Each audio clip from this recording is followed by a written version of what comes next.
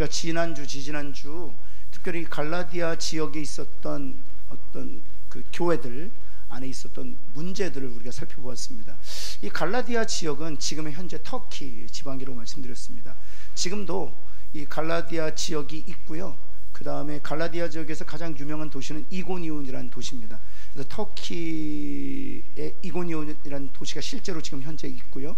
그 이고니온 근처에 루스라, 더베 같은 도시가 함께 있습니다. 그래서 터키의 가장 중심부를 갈라디아 지역이라고 합니다. 그래서 이 갈라디아서는 그 지역에 세워진 교회들에게 쓰여진 서신입니다. 그래서 이 갈라디아 지역은 언제 교회가 세워졌느냐?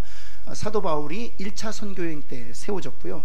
그 다음에 2차 선교여행 때 다시 이 지역을 방문하죠. 그리고 3차 선교여행 때 다시 방문합니다. 그래서 사도 바울이 사실 갈라디아 지역에 애착을 가지고 계속 복음을 전했던 것을 알 수 있고, 루스라라는 곳에는 1차 선교여행 때 나면서부터 걷지 못했던 이가 낫게 되는 그런 기적을 하나님께서 베푸시고, 그 기적과 표적을 통해서 수많은 사람들을 주께 돌아오게 하시는 일들이 있었죠.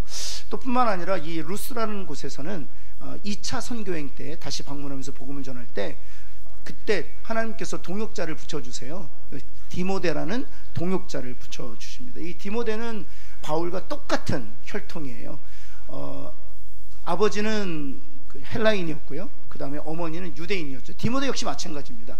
아버지는 그리스 사람이고 어머니는 히브리 사람, 유대인인 것이죠. 그래서 이 디모데에게 복음을 전하고 디모데가 복음을 받아들이고 평생 바울의 동역자로 위대한 사역을 하게 되죠. 우리가 디모데 전 후서는 바로 이 동역자였던 디모데에게 쓰여졌던 편지라는 사실을 알고 있습니다. 이 디모데는 어디에 사역했습니까? 에베소 교회, 사도 바울이 3차 선교여행 때 개척했던 이 에베소 교회에서 디모데가 바로 이 바울을 이어서 2대 담임 목사님으로 섬겼죠. 그래서 3대가 누구였냐 하면 제가 좀 주일날 말씀드렸던 도망친 노예, 그러나 주인 빌립에 의해서 다시 회복되고 세워졌던 오네시모가 3대 담임 목사님이었고요. 3대 담임 목사님의 사역이 마치고 나서 4대 담임 목사님 누구였느냐 하면 바로 사도 요한이었습니다. 그래서 에베소 교회는 아주 초대교회에서도 강력한 그 초대교회였음을 잘 알 수 있죠. 그래서 우리가 이제 갈라디아 지역에 이 교회 편지가 보내졌는데, 이 갈라디아 지역만의 문제가 아니고 사실 모든 초대교회에 있어서 이런 동일한 문제가 나타났습니다. 복음이 전해졌지만 복음이 변질된. 그리고 사실 특별히 이 갈라디아서에서는 그 변질된 복음을 다른 복음이라고 얘기하거든요. 다른 복음. 근데 이 다른 복음의 문제는 초대교회에서만 나타난 문제가 아니라 교회 역사 가운데 계속해서 이 다른 복음의 문제가 나타났고요. 특별히 한국 기독교가 사실 이 다른 복음에 가장 강력한 영향을 많이 받고 있습니다. 여러분 혹시 그 전 세계적으로 선교사를 제일 많이 파송하는 나라가 어딜까요? 보기를 드릴게요. 1번은 미국, 여러분이 미국이라고 하셨으니까 미국. 2번은 중국, 3번은 한국, 4번은 브라질. 몇 번일까요? 몇 번일까요? 네, 이게 뭐 다수결로 되는 건 아니고 실제로 브라질이 제일 많이 선교사를 파송하고 있습니다. 지금 미국이 한 6만 명 정도 그 선교사를 파송하고 있고요. 한국이 한 4만 명 정도 파송하고 있습니다. 그리고 뒤를 이어서 중국이 한국을 이젠 추월하고 있습니다. 그리고 나서 브라질이 가장 많이 선교사를 파송하고 있습니다. 근데 문제가 거기 있습니다. 브라질의 대부분의 개신교는 다른 복음에 물들어 있다는 사실이에요. 다른 복음에 물들어 있다는 것입니다. 그게 이제 교회를 병들게 하는 것이거든요. 근데 특별히 한국 교회 70년대, 80년대, 특별히 90년대가 사실 하나님께서 우리 한국 교회에 부흥을 가져다 주신 해이지만 숫자적으로 이렇게 증가했던 때였지만 동시적으로 이 다른 복음이 역사하는 시대였다는 사실입니다. 여러분 전 세계 기독교 중에 이단이 가장 많은 나라는 어딜까요? 이단이 가장 많은 이 네 가지 중에 뭐 예를 들어서 미국, 그다음 두 번 중국, 한국, 브라질 중에 이단이 가장 많은 나라는 어딜까요? 한국입니다. 한국. 한국 이단이 가장 많습니다. 이단이 가장 많고, 그리고 전 세계적입니다. 전 세계적입니다. 왜냐하면 이 이단은 다른 복음이라는 것을 먹이로 삼아서 기생하는 것이거든요. 그래서 왜 신천지 보시면, 여러분 신천지 보시면 지금 30만 명이 넘어가고 있어요. 지금 우리가 경계에 거기 10만 명씩 지금 해마다 증가하고 있거든요. 요즘에 들어와서. 여러분 이런 추세로 가면은요 머지않아 50만 명도 넘을 수 있습니다. 그리고 제가 요즘에 주목하고 있는 게 무엇인가 하면, 부산에도요 하나님의 교회가 굉장히 많습니다.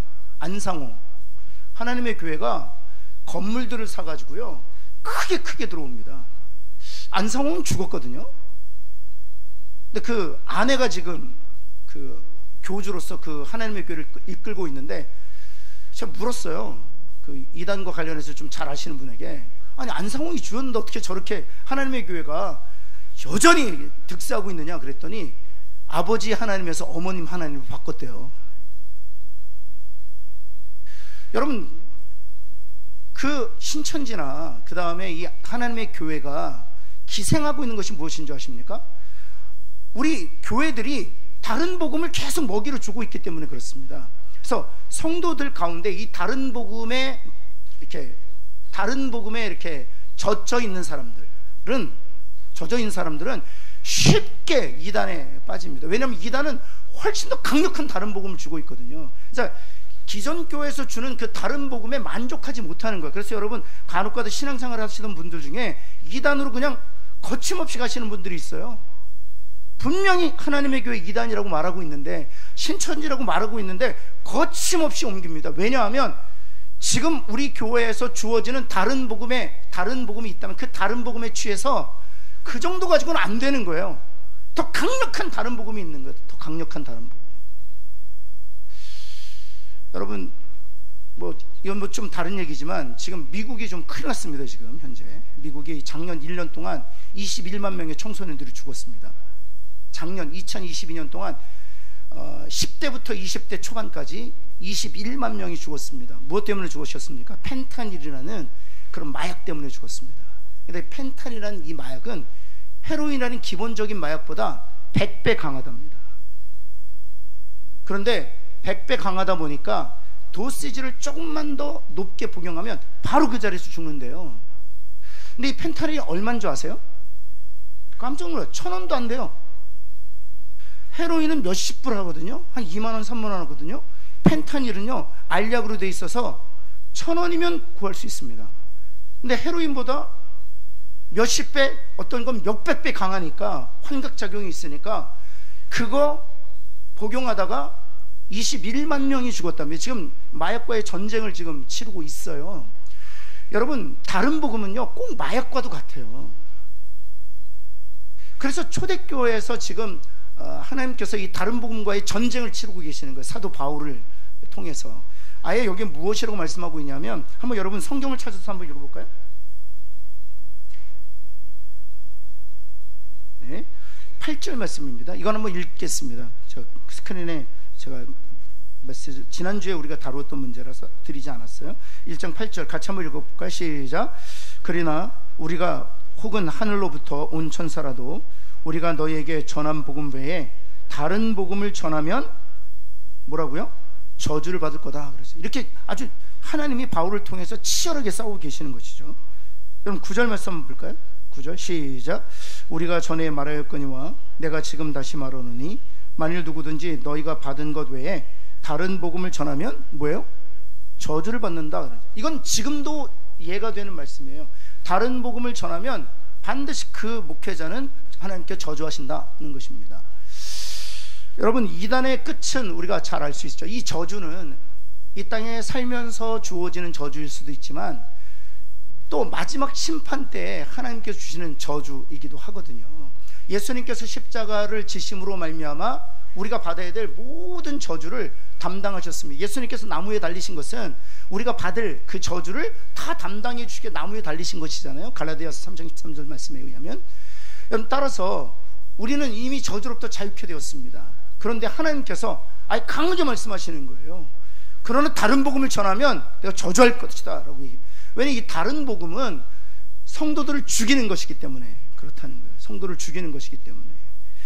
여러분, 안타까운 것은 한국 교회가 이렇게 이단이 많이 자생하게 된 것은 바로 이 기존 교회에서, 정통 교회에서 다른 복음이 증거되었기 때문에 그 다른 복음의 그 환각을 누리기 위해서 더 센 다른 복음이 있는 이단으로 가기 때문에 그런 것이거든요.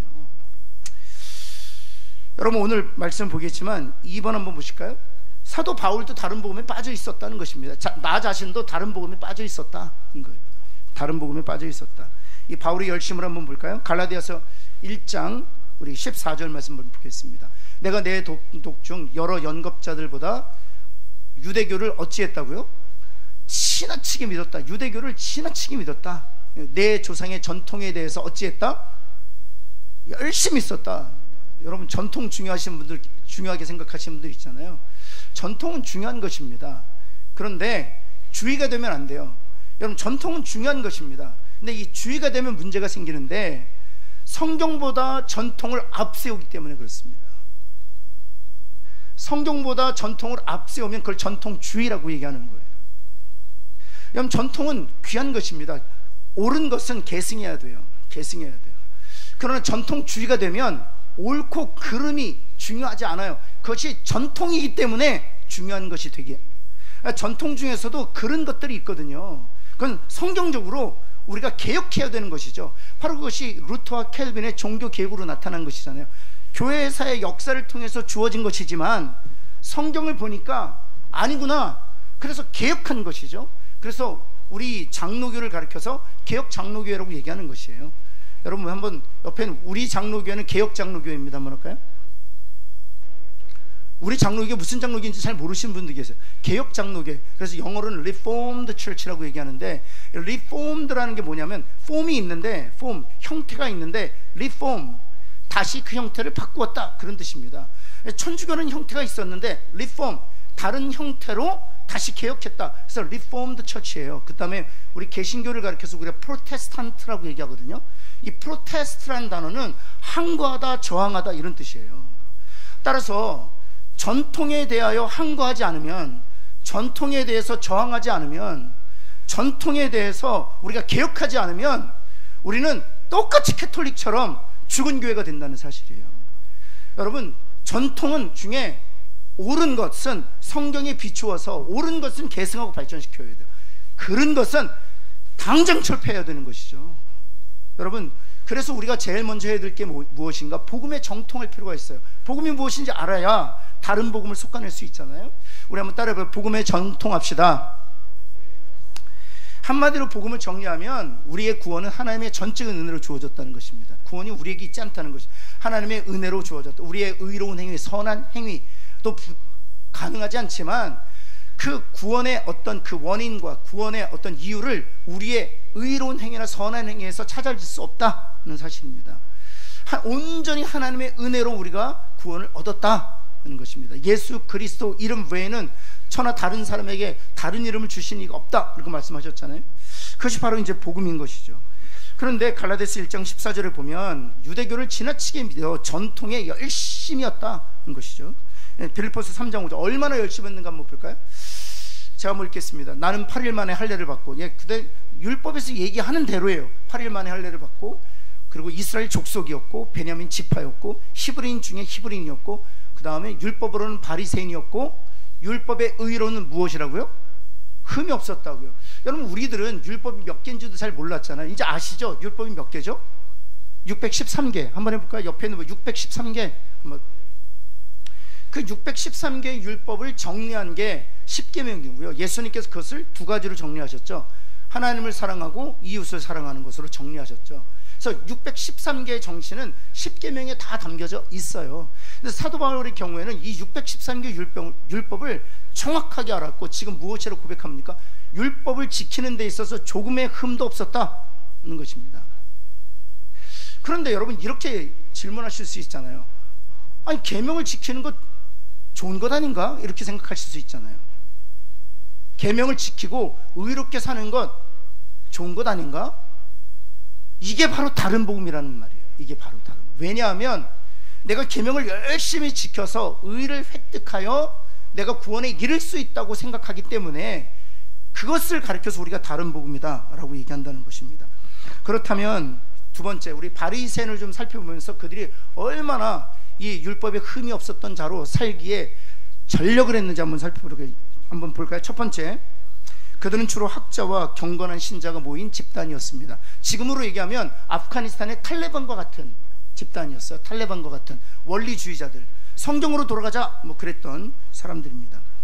사두개인 같은 사람들은 좀 약간 그 세상과 타협했던 사람들이에요. 그리고 정치권과 타협했던, 그래서 권력과 재물과 명예를 탐했던 사람들이 사두개인이라고 한다면, 이 바리새인들은 이 탈레반과 같이 산속에 은거하고 동굴에 은거하고 사막에 은거하면서 성경으로 돌아가자, 그리고 율법을 지켜야 된다, 그래야 우리가 구원에 이를 수 있다 라고 강조했던 사람들이죠. B번을 보시면 이들은 대중적 지지를 크게 받았어요. 유대교를 민주화하고 이를 성전 제사장들의 지배에서 벗어나기 위한 투쟁을 했던 자들이다. 왜냐하면 이 성전 중심의 그 예배를 몇몇 특권층이 이렇게 독점하고 있었거든요. 근데 이 탈레반이 바로 이 성전 몇몇 기득권이 독점하고 독식하고 독점하고 있었던 이 성전의 제사를 모든 이스라엘 백성들에게 이렇게 나누어야 한다라는 면에서 이 바리새인들이 유대인 이스라엘 사람들에게 대중적 지지를 받았다는 것입니다. C번을 한번 보실까요? 이들은 예루살렘 성전과 예루살렘을 떠나서도 하나님께 예배드릴 수 있다고 주장하였다. 이들에게 예배란 피의 제사만이 아니라 기도와 하나님의 율법을 연구하고 준수하는 것이었다. 좀 그래서 좀 급진적이었죠. 따라서 바리새인들은 하루에 3번씩 기도하였고 일주일에 1번씩 금식하였습니다. 조미료까지 계산해 11조를 드릴 만큼 율법을 철저히 지켰다. 그래서 성전 중심의 제사도 중요하지만 우리가 율법을 내 삶에서 지키는 것이 더 중요하다라고 했다는 것입니다. 그래서 하루에 3번씩 기도하고 일주일에 2번씩 금식하고 또 11조를 철저히 드리는 그런, 그래서 경건주의 운동을 시작했던 이들이 바리새인들이었습니다. 따라서 여러분, 바리새인들은 시작은 좋았어요. 시작은 좋았어요. 한번 볼까요? D번 한번 볼까요? 그러했기에 바울은 자신을 가리켜서 바리새인, 바울도 역시 바리새인이었습니다. 율법으로는 흠이 없었다고 말했던 것이죠. 그래서 빌립보서 3장 6절 다시 한번 보면은요, 한번 같이 한번 읽어볼까요? 시작. 열심으로는 교회를 박해하고 율법의 의로는, 이게 이제 재밌어요. 이게 재밌어요. 이게 이 한 문장에 이 두 개의 가치가 이렇게 있다는 거예요. 율법의 의로는 흠이 없는데 어디를 박해했어요? 교회를 박해했어요. 이게 이제 다른 복음이 가지고 있는 이게 모습이에요. 율법을 지키기 위하여 정말 전통을 고수하고 율법의 조문을 읽어가면서 그 매일매일의 삶에서 그 율법을 지킴으로 의에 이르려고 했지만 결국에는 복음으로 말미암아 구원받은, 전적인 하나님의 은혜로 말미암아 구원 얻은 성도들의 모임이었던, 공동체였던 교회는 박해하는 결과로 나오고 있다는 사실이에요. 그래서 이 다른 복음은 반드시 복음과 이렇게 공존할 수 없고요. 이 다른 복음을 따르는 자들은 반드시 이 복음을 박해하고 이 복음을 잔멸하는 결과로 나온다는 사실이죠. 예, 이 정도면 뭐 대단한 거죠. D번 한번 볼까요? 아마도 오늘날의 교인으로 치면 주일 성수는 물론이고 새벽 기도회, 금요 예배, 토요 연합 예배, 뭐 선교회 모임, 구역 모임 등 모든 모임에 열심을 참석하고 교회 봉사에 최선을 다하고 11조를 비롯한 각종 헌금 생활을 철저히 하고 하루에 3번씩 기도하고 일주일에 1번씩은 금식하면서 경건한 삶을 살기 위해 철저히 하나님의 말씀을 자신의 삶에 적용해서 사는 사람. 예. 여러분, 따라서 이 바리새인은 나쁜 건 아니에요. 바리새인은 옳은 것입니다. 좋은 것입니다. 그런데 문제는 어디 있느냐? 이런 삶을 통해서 어디에 이를 수 있다고 믿는 것입니까? 그리고 가르치는 것입니까? 구원에 이를 수 있다고. 이런 삶을 살지 않으면 하나님께서 우리에게 주신 구원을 잃을 수 있다고 생각하는 거예요. 우리가 봉사하지 않으면 하나님이 내게 은혜로 주신 그 구원을 잃을 수 있다.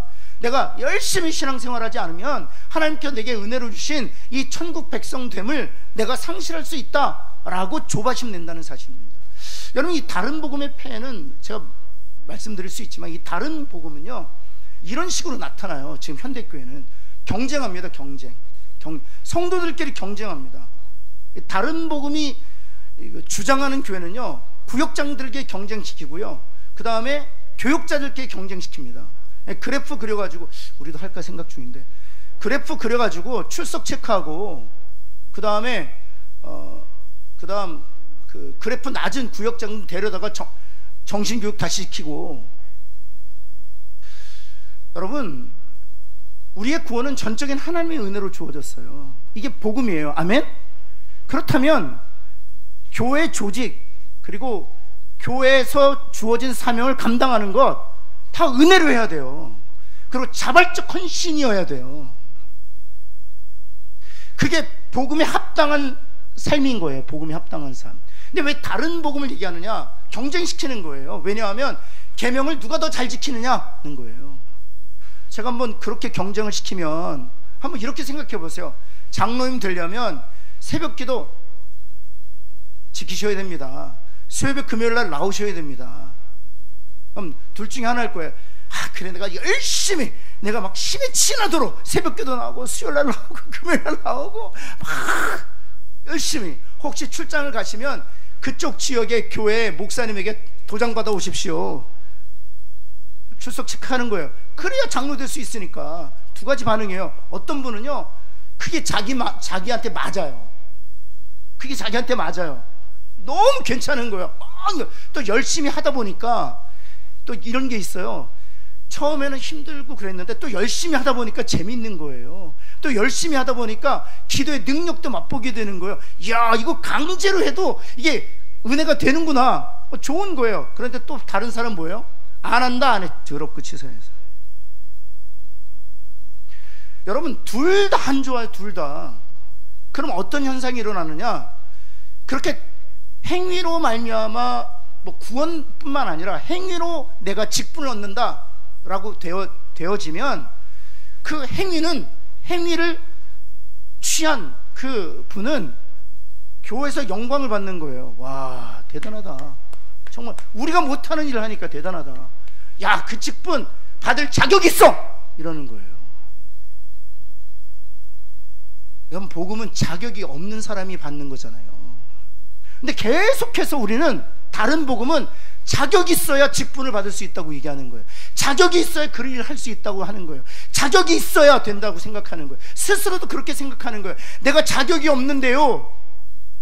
여러분, 복음이란 자격 없는 자에게 은혜를 베푸셔서 하나님의 자녀 삼으신 것이 복음인 줄을 믿습니다. 자격이 없기 때문에 예수님이 십자가를 지신 것이죠. 여러분, 그래서 복음적인 교회란 자격이 없는 사람이 직분을 맡을 수도 있는 거예요. 실제로 그래야 돼요. 오늘도 아침에 그 본문을 마태복음 그 20장 포도원 비유 함께 나눴거든요. 여러분, 이 마태복음 20장 포도원 비유가 가르치는 것이 무엇입니까? 옆에 있는 분에게 너도 오후 5시에 들어온 사람이다 뭐랄까요? 우리는 늘 우리 스스로를 6시나 9시에 온 사람으로 착각해요. 여러분, 6시나 9시에 온 사람이어도 내가 5시에 온 사람이라는 의식을 갖고 있어야 돼요. 그게 이제 복음적인 사람인 거예요.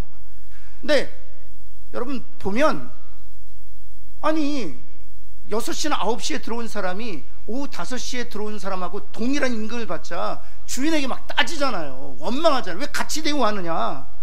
이게 바로 다른 복음이에요. 그래서 주님이 뭐라고 말씀하셨습니까? 나중된 자가 먼저 된다. 여러분, 복음에 합당한 삶이란 무엇입니까? 나중된 자가 먼저 되는 것을 기쁨으로 받아들이는 것이, 그것이 바로 복음에 합당한 삶이에요. 복음에 합당한 열매를 맺고 있는 거예요.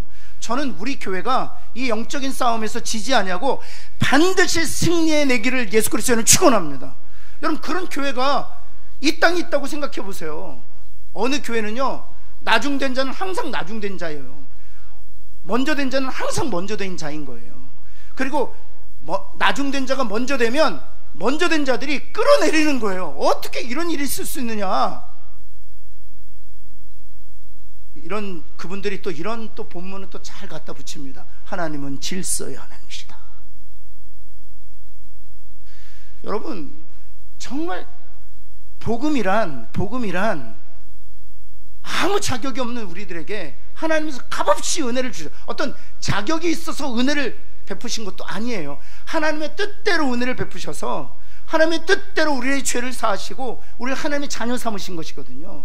따라서 복음적인 삶이란, 복음적인 교회란, 복음적인 인간이란, 복음적인 성도란 나중된 자가 먼저 되는 것을 격려하고 그런 기회를 열어주고 또 실제로 나중된 자가 먼저 되는 것을 기뻐하고 축복하는 것이 복음에 합당한 열매를 맺는 성도의 삶인 거예요. 옆에 있는 분에게 한번 이럽시다. 우리 교회는 나중된 자가 먼저 되는 교회가 됩시다. 한번 할까요? 네.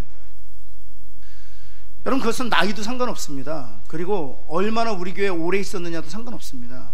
여러분, 이런 은혜가 좀 있어야 돼요. 이런 은혜가 있어야 돼요. 그것이 복음적인 것이죠. 그래서 다른 복음의 폐해는요, 이런 말할 수가 없어요.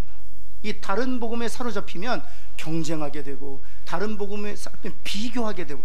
이제 그 대표적인 예가 누구냐면 베드로 같은 경우도 이제 그 부인하고 나서 다시 그 고기를 잡는 어부로의 생활로 돌아가지 않습니까? 근데 주님이 다시 오셔서 다시 회복시키시죠. 그리고 사명을 주시잖아요.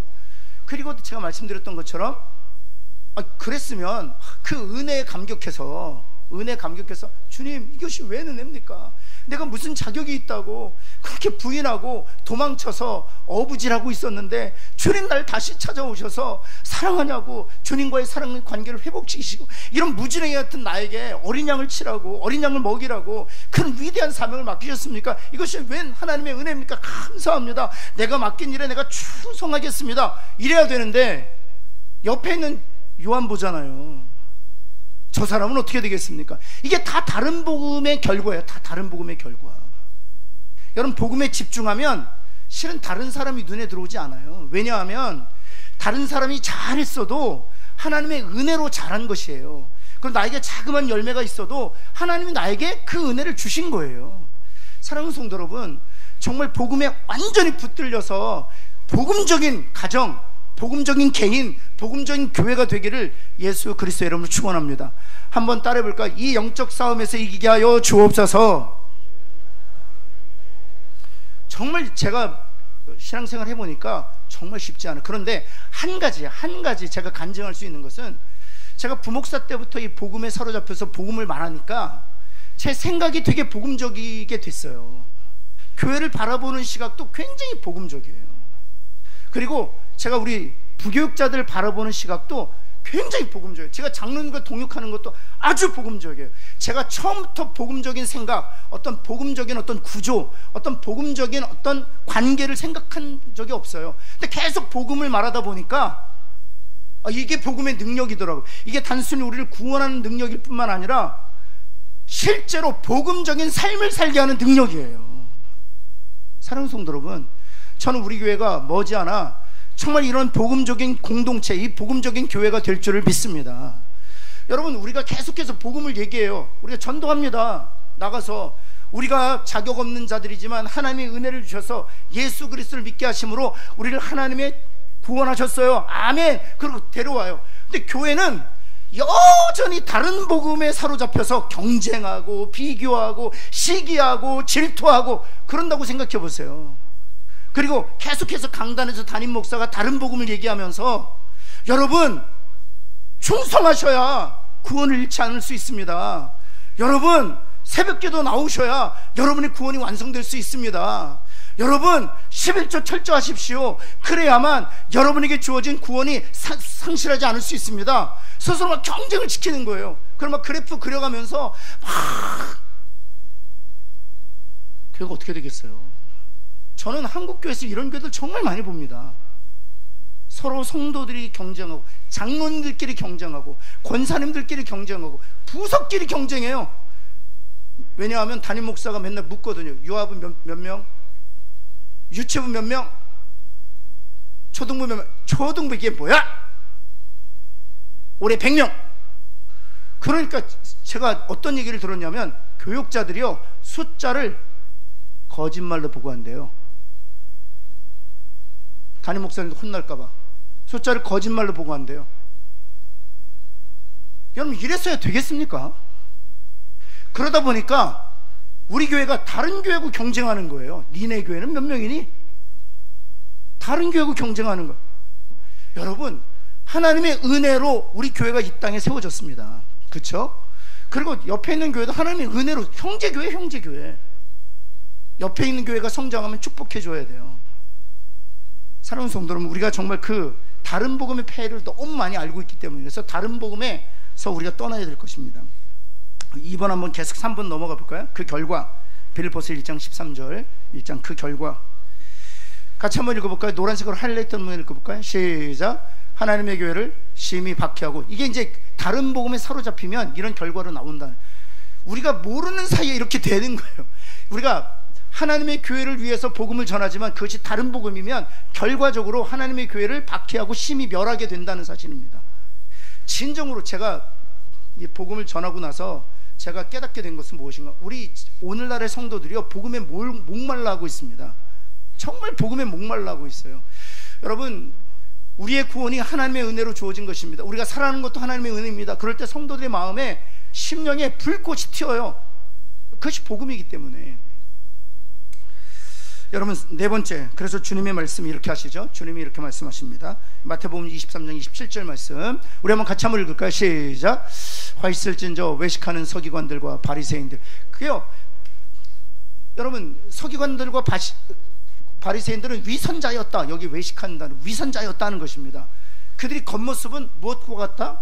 회칠한 무당과 같은 거예요. 무덤과 같은 거예요. 왜 613개 율법의 조문을 암송하고 매일의 삶에서 그 율법의 조문을 지키려고 힘썼으니까. 예수님도 얘기하시잖아요. 너희가 주발과 녹그릇을 씻고, 또 시장에서 올 때마다 밥을 먹기 전에 손과 발을 씻고, 그 다음에 더 나가서 여러분 박하고 회양과 환 조미료들을 11조로 계산해 갖고 하나님 앞에 드리지만 회칠한 무덤이다 라고 얘기하는 것입니다. 겉으로는 아름답게 보이나 그 안에서는 무엇이라고요?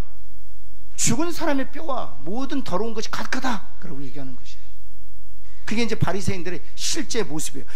겉으로는 회칠한 무덤처럼 새하얗지만 그 안에는 정말 죽은 자의 악취가 나고 있다는 것이죠. 마태복음 7장 22절 23절, 이것을 우리가 좀 잘 읽을 필요가 있어요. 같이 한번 읽겠습니다. 시작.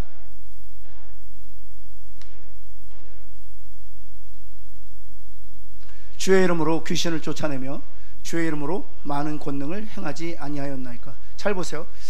이 말씀 여러분이 잘 아시잖아요. 주여 주여, 우리가 주의 이름으로 선지자 노릇하고 주의 이름으로 귀신을 쫓아내며 주의 이름으로 많은 권능을 행하지. 선지자 노릇했다는 것은 무엇을 얘기하는 거예요? 하나님의 말씀 전했다는 것입니다.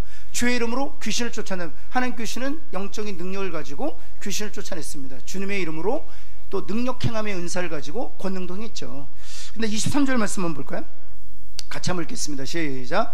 그때 내가 그들에게 밝히 말하되 내가 너희를 도무지 알지 못하니 불법을 행하는 자들아 내게서 떠나가라. 예, 다시 한번 22절 한번 볼까요? 왜 불법을 행하느냐 하는 거예요. 왜 불법? 다 보세요. 다 행하는 거예요. 선지자로서 행동하는 것이고, 귀신을 쫓아내고 많은 권능을 행하는 거예요. 행하는 거. 다 행함으로 구원에 이를 줄 아는 거예요. 행함으로 구원에 이를 줄 알고 열심히 전도하고 열심히 선지자 노릇하고 열심히 귀신을 쫓아내고 열심히 권능을 행한다는 것입니다. 근데 23절에 다시 한번 보시면 이 행함으로 말미암아 구원에 이르려고 하는 것은 다 불법을 행하는 자들아 내가 도무지 알지 못한다, 떠나라 라고 얘기한다는 것입니다. 여러분, 그러면 3번 넘어갈까요? 이게 이제 다른 복음의 결과를 말하고 있는 것이죠.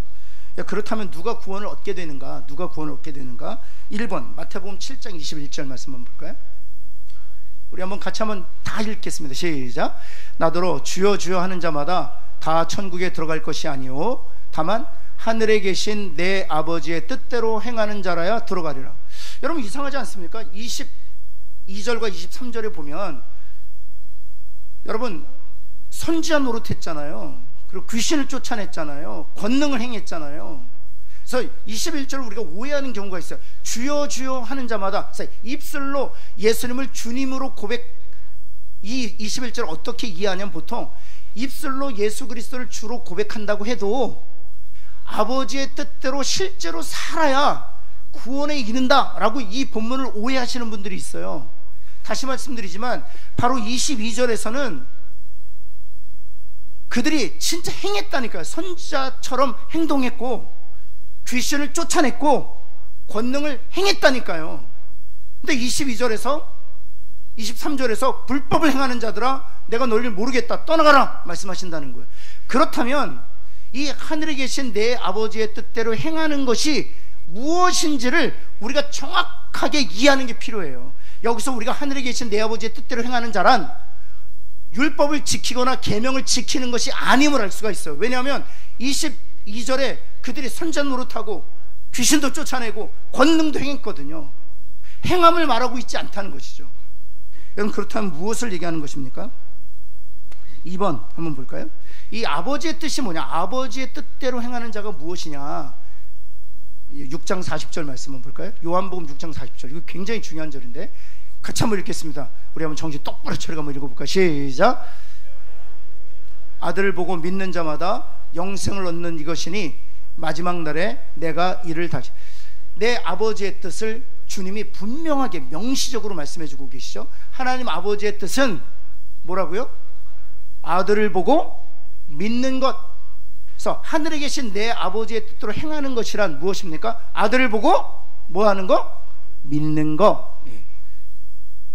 아들 보고 믿으면 그에게 무엇이 주어진다는 것입니까? 영생이 주어지고 마지막 날에 주님이 그를 다시 살리신다는 거예요. 이것이 바로 아버지의 뜻이라는 거예요. 사랑하는 성도 여러분, 주여 주여 하는 자마다는 입술의 고백만을 얘기하는 것이 아니라 실제로 구원을 얻기 위해서 열심히 노력하는 거예요. 구원을 얻기 위해서 열심히 선지자 노릇하는 거예요. 열심히 귀신을 쫓아내고 열심히 권능을 행하면 구원에 이를 줄 아는 거예요. 그러나 예수님께서는 불법을 행하는 자들아 떠나라, 내가 알 수 없다는 것입니다. 왜냐하면 하나님 아버지께서 예수 그리스도를 보내어 주신 것은 어느 누구도 자신의 행위로는 구원에 이를 수 없기에 하나님께서 예수 그리스도를 보내어 주셔서 죄의 값인 생명을 내어주게 하시고 예수님께서 우리 대신 모든 율법의 의의를 취하심으로 예수 그리스도와 믿음으로 연합된 모든 이들에게 그 일을 값없이 주셔서 우리를 영원히 하나님 앞에서 거룩하고 흠이 없고 책망할 것이 없는 거룩한 존재가 되게 하시는 것이 하나님의 구원의 마스터 플랜이기 때문에 그래요. 따라서 이 복음을 위하여 사는다는 것은 하나님께서 아브라함으로부터 예수 그리스도에까지 그리고 지금까지 하나님께서 구원을 위하여 일하시는 그 열심에 대하여 우리가 인정해 드리는 거예요. 우리가 행위로 구원을 얻으려고 한다든지 우리가 행함으로 성도들을 경쟁하게 한다든지 비교하게 한다든지 그런다면 하나님 되심을 우리가 인정하지 않을 뿐만 아니라 더 나아가서 하나님께서 지금까지도 쉬지 않냐고 하나님의 은혜로 구원하시는 그 하나님의 구속의 계획을 정면으로 저항하는 것이 되기 때문에 그렇습니다. 예, 그래서 여러분 요한복음 1장 12절 13절 한번 읽어볼까요? 이것도 잘 읽어야 되죠. 12절 같이 한번 읽습니다. 시작. 영접하는 자 곧 그 이름을 믿는 자들에게는 하나님의 자녀가 되는 권세를 주셨으니. 제가 이 12절만 보통 제가 선교단체에서 12절만 암송하게 하거든요. 13절은 암송하지 않게 해요. 영접하는 자 곧 그 이름을 믿는 자들에게는 하나님의 자녀가 되는 권세를 주셨으니. 이 12절만 읽게 하고 나서는 그리고서 선교단체 간사님들이 무엇이라고 도전하냐 하면 지금은 마음을 열고 믿으라는 거예요. 그럼 제가 여러분에게 다른 복음인지 다른 복음이 무엇인지를 제가 맛보여 드리겠습니다. 12절 다시 한번 암송해 볼까요? 시작. 영접하는 자 곧 그 이름을 믿는 자들에게는 하나님의 자녀가 되는 권세를 주셨으니. 아멘. 여러분 믿으십니까? 여기에 보면 영접하는 자 곧 그 이름을 믿는 자들에게는 하나님의 자녀가 되는 권세를 주신다고 말씀하셨습니다. 이 시간 마음을 여시고 예수 그리스도를 영접하시기를 예수 그리스도는 축원합니다. 다른 복음에 사로잡히신 거예요 지금. 여러분 믿으십시오. 그러면 하나님의 자녀가 될 것입니다. 이제는 아멘 안 하시네요. 이게 다른 복음이에요. 믿는 행위를 나의 공로로 삼는 것조차도 다른 복음이라는 사실이에요. 왜냐하면 나는 믿고 너는 못 믿었잖아요. 내가 더 자격이 있는 거 내가 믿었으니까. 어떤 분들은 이런 얘기를 하시더라고요. 이 목사님 하나님이 다 해놓으셨는데 우리가 믿는 것 하나인데 그게 행위입니까? 행위예요. 믿는 것도 행위라고 인식하면 그건 다른 복음이에요. 내가 믿는다, 그래서 내가 구원에 이르렀다, 그것도 다른 복음이에요. 그래서 13절에 아주 명확하게 말씀하시는, 13절 다시 한번 볼까요? 12절 13절, 이는 믿음으로 말미암아 하나님의 자녀가 되는 그것은, 그런 뜻이에요. 같이 한번 읽어볼까요? 시작. 혈통으로나 육정으로나 사람이 들어서 된 것이 아니라고요. 이렇게 된 거는 믿어서, 영접하여 믿어서 하나님의 자녀가 된 것은 혈통으로도 아버지가 예수 믿었다고 해서 나도 예수 믿게 되는 것이 아니라는 것입니다. 또 육정으로나 또 아니고 사람의 뜻, human decision, 사람의 결단이나 사람의 선택으로 말미암은 것도 아니다. 여기서 사람의 뜻이라는 것이 human decision이라고 해요. 그래서 정확히 번역하면 사람의 선택이나 사람의 결정으로 되는 것도 아니다는 거예요. 오직 영접하여 믿음으로 말미암아 하나님의 자녀가 되는 것은 오직 뭐라고요? 하나님께로부터 나는 거라고요. 하나님이 주시는 거라고요. 영접하게 하시는 것도 하나님이시요, 믿게 하시는 분도 하나님이신 줄을 믿습니다. 아멘? 왜 복음이 파워가 있는 줄 아세요? 우리가 믿은 게 아니거든요. 하나님이 우리로 하여금 믿게 하신 것이거든요. 우리가 영접한 게 아니거든요. 하나님 영접하게 하신 것이거든요. 그렇다면 하나님이 변하시지 않는다면 우리가 영접하고 믿어 하나님의 자녀가 되는 것 결코 변하지 않을 줄을 믿습니다. 다른 복음의 문제가 뭔지 아세요? 내가 믿었잖아요. 언제든지 나는 변할 수 있어요. 내가 영접할 수 있잖아요. 영접한 것이잖아요. 언제든지 그 영접을 취소할 수 있어요. 다른 복음은 그런 거예요. 다른 사람보다 우월한 지위를 차지하는 데 있어 다른 복음이 하는, 기여하는 역할이 있지만, 다른 복음은 철저히 믿는 자들을 파괴하고 하나님과의 관계를 깨트리는 주범이라고. 그래서 하나님께서 사도 바울을 통해서 다른 복음을 전하면 저주를 받는다라고 말씀하시는 거예요. 사랑하는 성도 여러분, 우리가 영접하게 하시는 것도 하나님이시요, 믿게 하시는 것도 하나님이신 줄을 믿습니다. 여러분, 그래서 디모데 3장 5절 한번 볼까요? 디모데 3장 5절 한번 볼까요? 같이 한번 읽겠습니다. 시작. 우리를 구원하시되 우리가 행한 바 의로운 행위로 말미암아, 분명히 우리를 하나님 구원하실 때 우리의 행한 바 의로운 행위로 말미암지 않고, 그것으로 우리를 구원하시지 않고, 더 정확히 말씀드리면 이런 말씀이에요. 제가 이 말씀을 읽을 때 이런 오해를 했어요. 왜 우리의 의로운 행위로 말미암아 하지 않으셨지? 우리에게 의로운 행위가 있다면 그것으로 하시면 되지. 근데 생각해 보니까 정확하게 이 말씀은 의로운 행위로 말미암지 않고는 우리가 의로운 행위를 가질 수가 없는 거예요. 그래서 그 의로운 행위로 우리를 구원하실 수 없었다, 그런 뜻이에요. 오직 하나님이 우리를 구원하신 것은, 그 다음 같이 볼까요? 시작. 그의 긍휼하심을 따라 중생의 씻음과 성령의 새롭게 하심으로 하셨다. 중생의 씻음이란 무엇입니까? 이게 본어게인이에요. 하나님께서 우리를 거듭나게, 리제너레이션이라고 하는데, 우리의 죽었던 영을 거듭나게 하시고 성령께서 우리의 죄를 씻어주심으로 우리를 하나님 앞에 거룩한 자가 되게 하셨다. 아멘. 누가 하셨다고요? 이것이 하나님의 뜻이라고요. 그래서 주여 주여 하면서 선지자 노릇하고 권능을 행하고 귀신을 쫓아낸다고 할지라도 하나님 앞에 가서 모른다라고 하나님께서 말씀하신다는 거예요. 네, 하나님의 뜻을 따라 행하는 자, 이것이 하나님의 뜻이에요.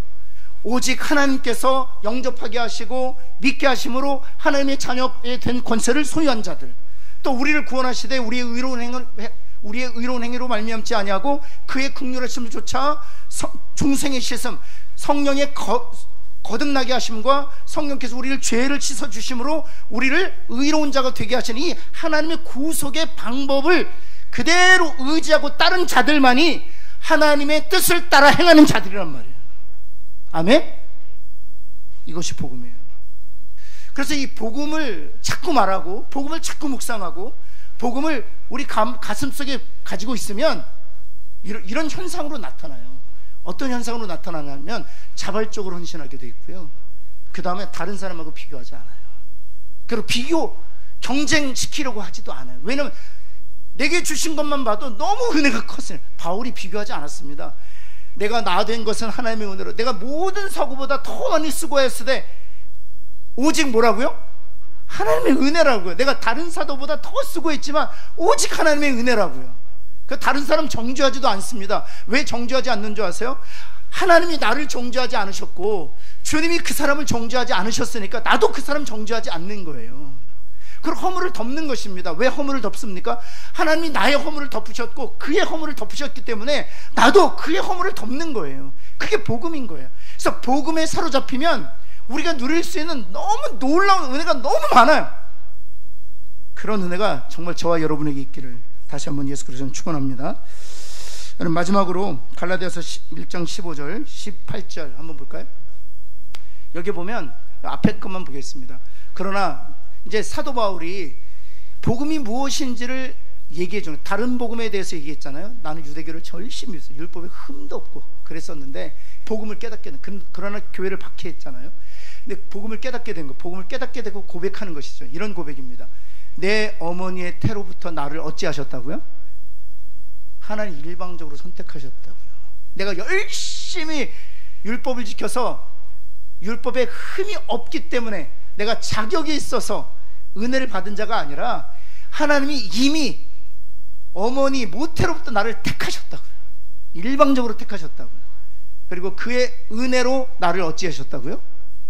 나를 부르신 것, 다메섹에서 나를 부르신 것도 그의 은혜로 부르셨다고요. 그 다음에 그를 내 속에 여기서는 그를이란 예수님을, 하나님이 예수님을 바울 속에 나타내시기를 하나님이 어찌하셨다고요? 기뻐하셨다고요. 이게 복음이에요. 아멘. 여러분은 모태로부터, 아니 창세로부터 택함 받은 하나님의 사람들인 줄 믿습니다. 성경 그렇게 말하고 있어요. 뿐만 아니라 우리를 부르실 때도 하나님의 은혜로 부르셔. 우리가 무슨 자격이 있어서 부름 받은 게 아니에요.